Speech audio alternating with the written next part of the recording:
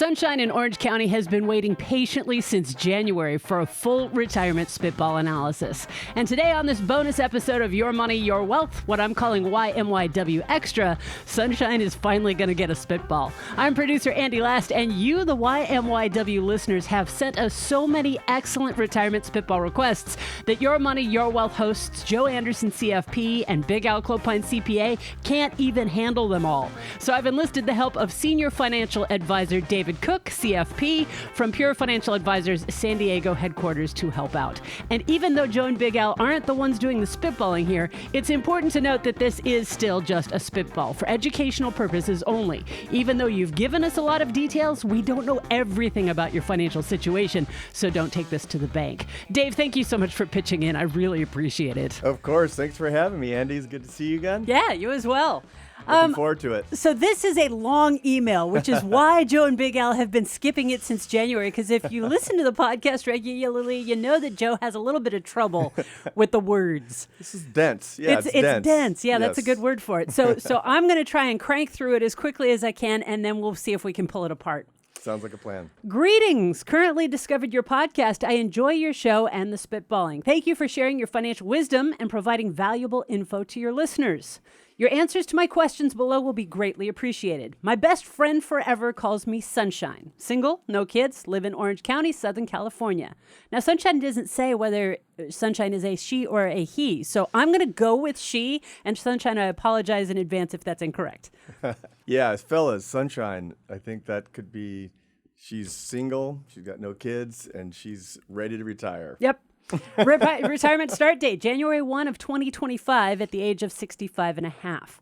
Vehicle is a new Lexus UX, and her choice of beverage is Silver Oak Cabernet Sauvignon with dinner. Dave, what's your drink of choice? Oh, man. You know what? These days, it's probably a good Japanese whiskey. I don't drink a lot of red wine, but if I'm going to drink red wine, Silver Oak is on that list.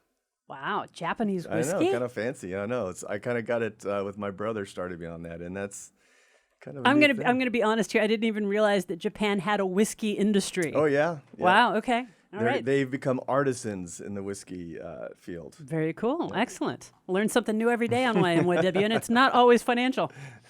Okay, so Sunshine's assets, let's just, encompassing everything, $6.4 million invested and about $2 million in property. So that includes $4 million tax deferred, that's broken out 85% equity and 15% guaranteed, $2 million taxable, $400K tax-free, and then, like I said, $2 million in property. That's home and rental value minus mortgage. So then next we get into rate assumptions.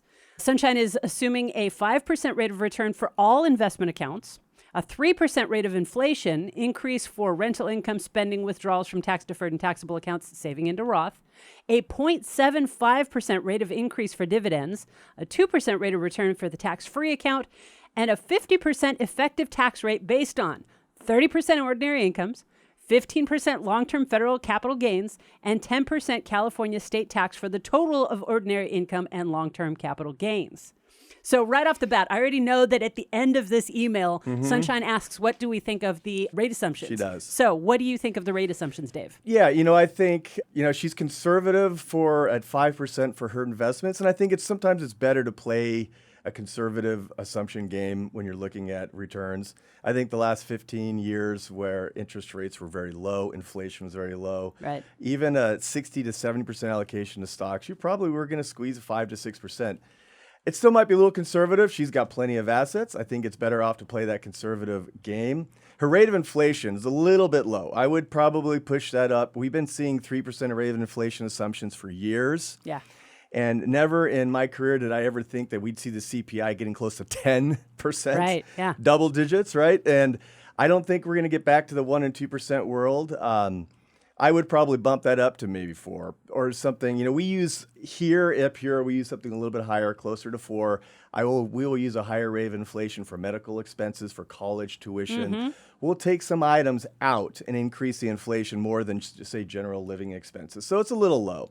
When she says here the 2% rate of return for her tax-free account, that's bringing up some red flags. Okay.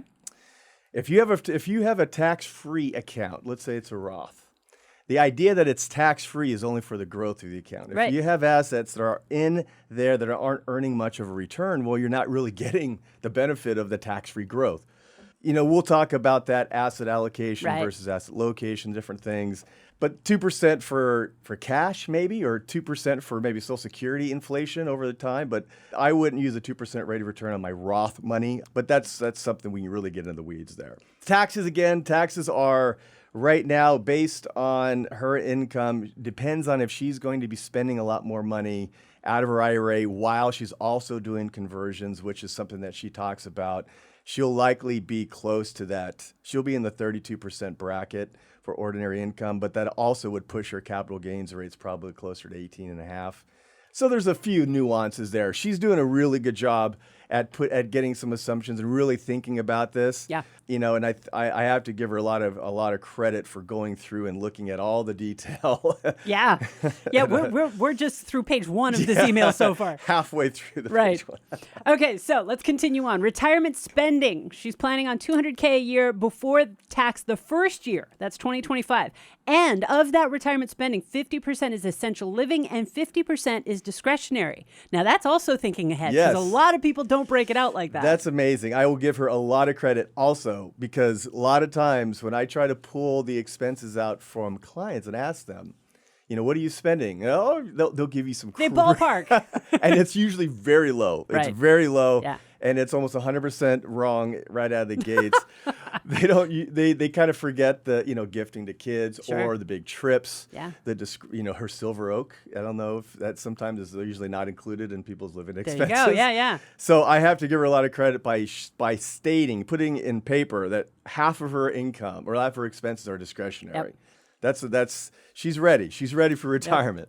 Okay, on to the next one. Retirement income strategy, taking into consideration Roth conversion and RMD. Here we go. Between the ages of 65 and 81, starting at age 65 in January of 2025, initial annual withdrawal of $250K from the tax deferred with 50% allocated for expenses and begin saving 50% into the Roth account. Then the RMD start at age 73.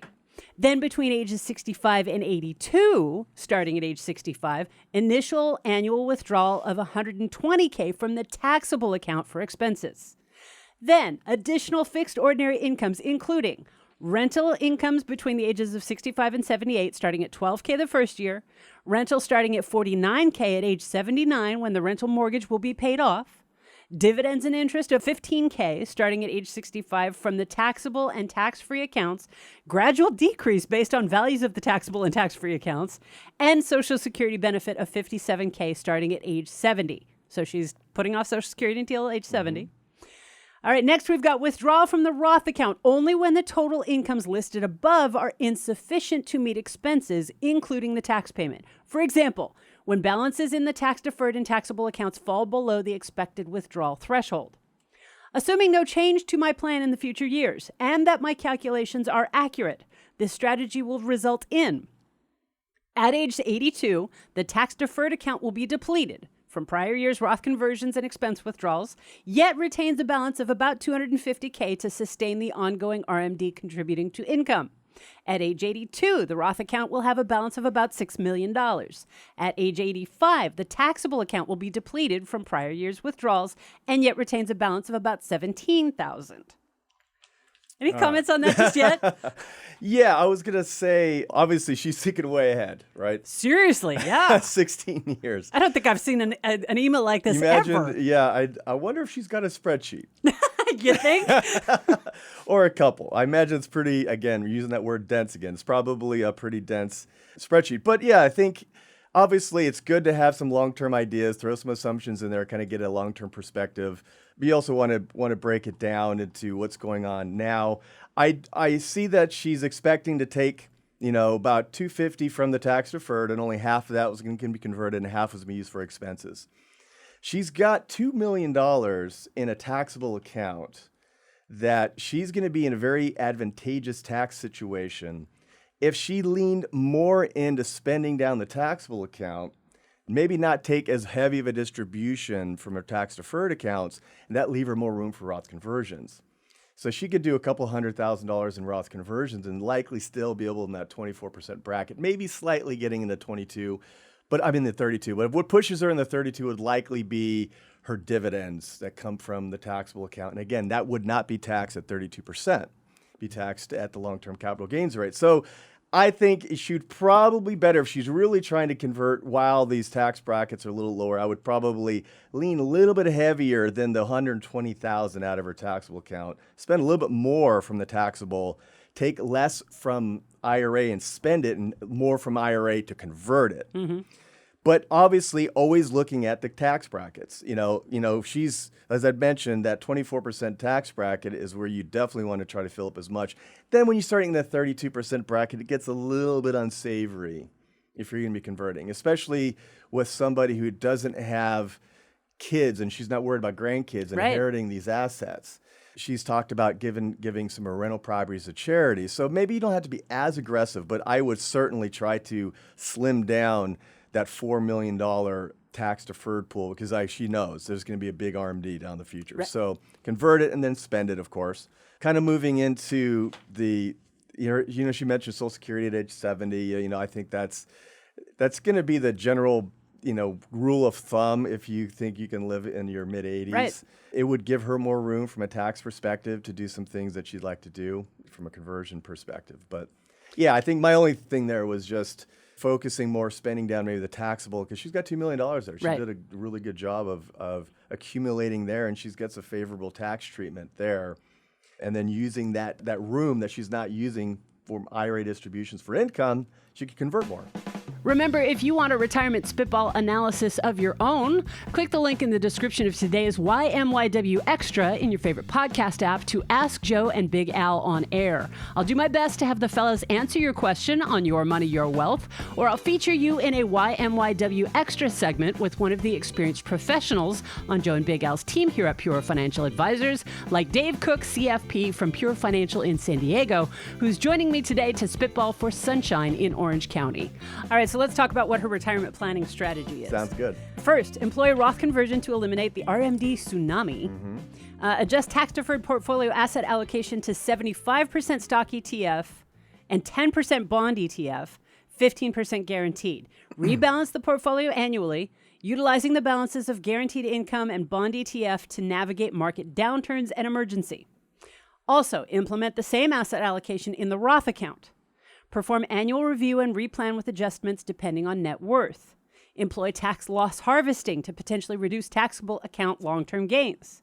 Mitigate sequence of returns risk during market downturns by 1, reducing or eliminating Roth conversions, 2, reduce the rate of withdrawals, 3, reduce expenses, 4, avoid or minimize withdrawals from market investments. Also, sell the rental, resort to a reverse mortgage, or downsize in the event of financial depletion or long-term care need arises. And then also, understand IRMAA concept. Recognize my retirement income will affect my premium for Medicare, built in this extra cost in living expenses. So she's already planned for that. And understand Social Security tax torpedo concept. Recognize up to 85% of benefit will be taxed, build in this extra as ordinary income tax. So, in terms of her retirement planning strategy, what are your thoughts, Dave? Yeah. So, to Sunshine's advisor who sent this question in. Exactly.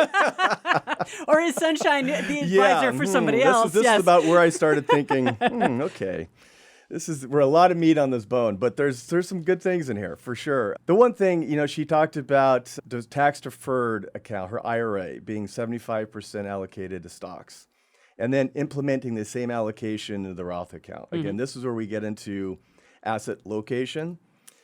So the 75% stock portfolio, 25% bond portfolio, and she kind of breaks it down into growth, value, international. That's what you would call asset allocation, right? Yep. That's the science of trying to build a diversified portfolio of assets that don't correlate with each other, have a different correlation with each other. So that gives you that, say, the only free lunch in investing, they say, is diversification. Yeah.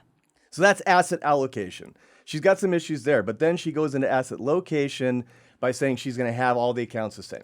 Yeah, she implement the same asset allocation in the Roth account, where that's when you get into asset location, right? Yes, there's a whole science behind that as well, because each investment has its own different tax implications. For example, a stock is going to be taxed differently than a bond. If you own a stock and if it's outside of retirement account, you get dividends. If it's a U.S. company, most likely those are qualified dividends. And so they qualify for a special tax treatment. That's long-term capital gains. If that stock is in an IRA paying you dividends, well, you don't get that qualified dividend rate. You have to pay ordinary income tax. So same thing with a bond. A bond is going to, for the most part, unless it's a tax-free municipal bond, let's just say a standard corporate bond, you're going to pay ordinary income on the interest that you earn. Now, the art of asset location is saying, okay, if I want to try to match my investments with how those accounts are taxed. And we talk a lot about on this podcast about the three pools of money: your tax deferred, taxable, and tax-free. They all accounts have a different taxation to them. Well, so asset location would mean you'd want your Roth, if you're going to get more growth, and this money is not, she says she's not going to touch this Roth for many, many years unless she absolutely has to. So she's got a long time horizon in that Roth. She can take more risk in her Roth and own more equities and get a benefit from it. Right.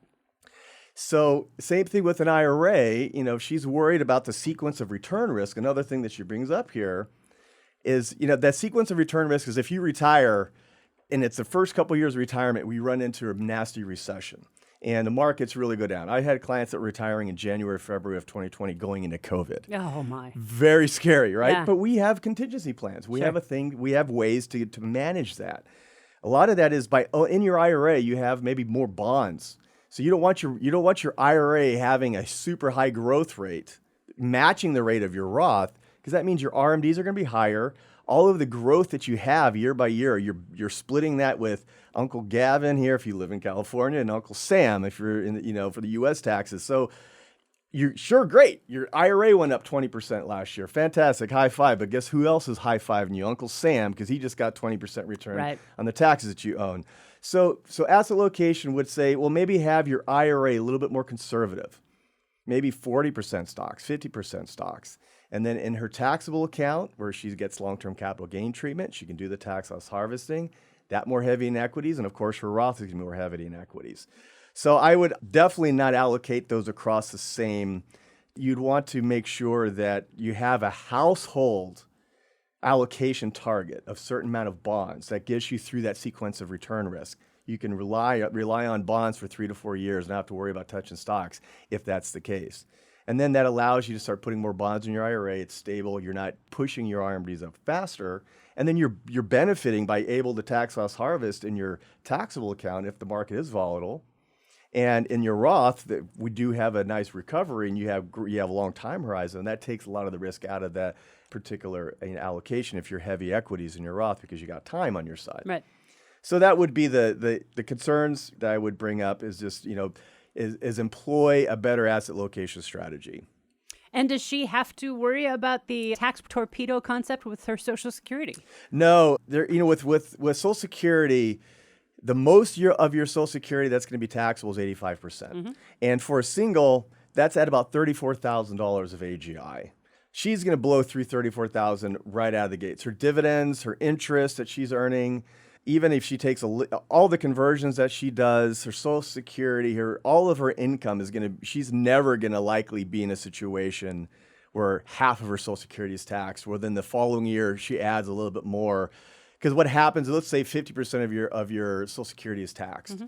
And then you push above that 85%. Well, then now 85% of your Social Security is taxed, but then you're adding other incomes in other areas. And it's something that if let's say you do a conversion, you're adding taxable income on the conversion, but then you're adding more taxable income on Social Security. So sometimes you're adding $2 of taxable income, even if you're only adding $1 real dollar of taxable income on the return. Mm. She's going to have to worry about it. It's not even something that's even going to be in her to ballpark to even worry about. So it's more about, I think, knowing what tax bracket she's in year by year. I know she's trying to match this thing out over 16 years. It's really looking every year. Yeah. Because we know the tax laws are going to change here in another couple years. And it's just making sure you have a process that allows you to go, and without diving in too deep into the tax code, just do a simple breakdown of your tax return. How are your rentals? Depreciation. She's going to, pay off her rental here pretty soon. That's going to help her with cash flow, but she's going to lose some deductions. Just knowing year to year how to read your own tax return and know how to apply that for the current year. Like we're here sitting in May of 2024. Most CPAs are looking, or last year, we're looking next year, also 2025. I'm looking at 2026. Going out 15 years, 12 years, that's a little tough. Yeah. But you want to have a long-term vision, but you want to be able to strategically every year know how to map it out. All right, so let's get into the goals and the questions and see whether or not we've covered all the bases here. Goals: ensure financial security throughout my lifetime, assuming a life expectancy of 100. Maximize retirement income without jeopardizing that goal. And then minimize any remaining funds at 100 with the exception of intended contribution of my properties to charitable organizations, which you mentioned earlier, and we hadn't even gotten to it yet. But you've done your show prep, which I'm so not used to, because Joe and Al just roll on the fly. Al will sometimes do some calculations, but I appreciate you coming prepared. Thank you. You got big shoes to fill. All right, so and then the questions. Let's just see what we've covered. Are the assumptions too conservative or optimistic? We covered that one. Are my retirement income and retirement planning strategies considered sound? I think her income target is perfect. Right now, she's only assuming maybe a 4.1% distribution rate, and that doesn't consider when Social Security comes in and when she gets a bump in her rental income when that mortgage is paid off. So her retirement income, I think she's going to be at more than fine. She's ready for retirement. As I mentioned, some of the strategies that I think she would consider, I think the asset location is one. Asset allocation, she doesn't need to take a lot of risk. Yeah. Her assumption for rate of return is 5%. Her allocation of, say, 75% stocks, 25% bonds, that's probably close to a 7% target rate of return. That's probably more risk than she needs to take. Yeah. Do you need to take more risk just for the sport of it? Is it just for sport? Right. Because you're okay with risk. Some people don't need it. Some people want to take it just because they enjoy that side of. But if she's more worried about leaving this money to charity and wants to spend it, then she probably doesn't need to even take that much risk. Yeah. So I'd probably readjust her allocation down a little bit, especially as we're going into a situation where, with this economy, I think we are seeing a little bit of a slowdown, and there's going to be likely some fallout as interest rates kind of remain high, remain elevated. Yep. So it's probably a good time, especially if she's looking to retire in January. January, yeah. So that's just right around the corner. Right. So for me, I would probably bring her allocation down a little bit more conservative. And then from there, once I understand her allocation, I would split up that allocation into a tax diversification strategy where her Roth is going to be more generous for stocks. Her IRA is going to be more stable, so it's not going to worry about sequence return risk. Yep. She can get rid of that by having more bonds in a place that she can get access to. So those are some of the things that I just see. What additional key retirement planning financial principles should be applied to those strategies? Yeah, other than, that, we've, possibly if she doesn't convert as much as she'd like and she does have a really nasty required minimum distribution more than she needs, well, there's always the QCDs, the qualified charitable distributions that she can use when she gets to RMD age to kind of gift some of those dollars out. And Explain that a little bit, how that works. So it's kind of like so once you become RMD age, so for her it's 73, let's say her RMD is $140,000. And let's say she only needs $80,000 of that to actually live for her living expenses and retirement. So she's got $60,000 of excess RMD that she's going to have to pull out and pay taxes on it. Well, let's say she does have some charities lined up. She can, let's say, gift $20,000 to the local hospital or a school or a charity or church. That reduces her RMD by that $20,000. So it is not taxable to her, but then she gets it as a deduction if she's itemizing. So it's kind of a 2-for-1 tax deal. So that helps if it reduces her RMD, and it also gives the money to charity. And that goes directly out of the RMD to the charity, correct? Yep, directly from the IRA, and it gets a check sent directly to the charitable institution. Yep. What specific changes would you recommend enhancing my strategies? For example, adjusting the retirement asset allocation, expense amount, withdrawal amount, assumption, Roth saving, et cetera. So obviously we've talked allocation and location. Are there any other changes that you would recommend or suggest, because we don't make recommendations unless you're an actual client, for enhancing her strategies? Yeah, and I think her distribution rate's fine. Her assumptions, probably a little tweaking, like I said, we've talked about that on inflation. Yeah, I think she's done a really good job of planning and really getting ready for retirement. She did mention IRMAA. It's something to think about. I don't know if there's going to be a lot for her. She's going to likely be in that 2.6 times limit. So IRMAA is that income. Income-related monthly adjustment amount for Medicare. Bam. Yeah. I'm glad you said Well, it. I screwed it up previously, so I had to make sure I got it right once. I was like, help me, and he did. So yeah, IRMAA is going to be something that it's kind of odd because it looks back 2 years, but if you look at the 2024 numbers, for her, for 2024, it's about $110,000. Anything below that, she's going to be in the standard $174 Plan B for Medicare. And then it just goes up from there. She's with her target for living expenses and conversions. She's going to be between 206 and probably 300,000 AGI. So that's going to put her in that 2.6 times. So that's roughly about $452 a month versus 174. Yep. But I think she's practical. She mentions in there that she doesn't necessarily want to have the IRMAA drive her tax strategy. Yeah, she says, while I understand this strategy may not be optimal for tax saving, Yes. I'm concerned that pursuing tax optimization, such as IRMAA, Social Security, Torpedo, will lead to more money left behind. Any tax optimization suggestions that will maximize income during my lifetime without significantly increasing the amount left behind. So she kind of wants to spend it now while she's here to do so. Yeah, and I think that's good that she's got a good, I would say frame of mind looking at this stuff. And I have some situations where people really try to put themselves in a corner to live into this IRMAA, but they've got plenty of retirement assets that they could have a better retirement lifestyle. But for IRMAA purposes, they're trying to spend below where they really could be spending, and it hurts your lifestyle. And it's one of those things where it's good to know. It's good to know where it's at and be mindful of it, but you don't want it driving your retirement. She says, what's the likelihood of success in achieving her goals? Which I realize, obviously, this is truly a spitball. So you can't say, oh, yeah, you're right on track 100% or anything like that. But it looks pretty good, would you say? Yes, I would say it looks really good. She's put herself in a good position where she has about $400,000 in the tax-free pool. She's got some money in a taxable. So she's given herself some tax control. And what's one thing we preach about is having income control, tax control, when you try to build yourself a retirement income, like a pension stream of income for yourself. So she's done a good job there. She's at a very reasonable distribution rate.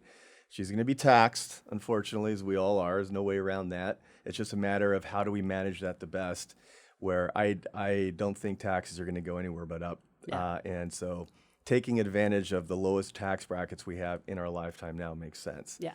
But I'd say yes. I'd give her a gold star for Right. And then her last question, I can here. actually answer this one. She says, what DIY software or tools would you recommend that can validate my calculations and scenario and help planning? And we obviously have the easyretirement.com free retirement calculator, EASIretirement.com.